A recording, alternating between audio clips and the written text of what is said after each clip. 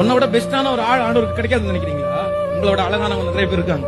உலகத்துல எத்தனையோ பேர் இசை ஞானிகள் இருக்காங்க, பெரிய சிங்கர்ஸ் இருக்காங்க, பிச்சு கலையாம பாடுறவங்க இருக்காங்க. ஒரு பாட்டு பாடி யூடியூப்ல போட்ட லட்சக்கணக்கான பேர் அவங்கள வியூவர்ஸ் பண்ற எத்தனையோ பேர் இருக்காங்க. நல்லவங்க இருக்காங்க, ஹெல்பிங் மைண்ட் உள்ளவங்க நிறைய பேர் இருக்காங்க. உன் கூடயே காலேஜ்ல படிச்சதுலயே எத்தனையோ நல்ல பிள்ளைங்க இருந்தாங்கல்ல, அம்மா அப்பாவுக்கு கீழ்ப்படியவங்க இருந்தாங்கல்ல. அதனால அவருடைய லிஸ்ட்ல இருந்து உன் பேரை தூக்கி போட்டுட்டு இன்னொரு பேரை ஆட் பண்ணணும் அப்படின்றத அவ்வளவு சுலபமா செஞ்சிருவாரு.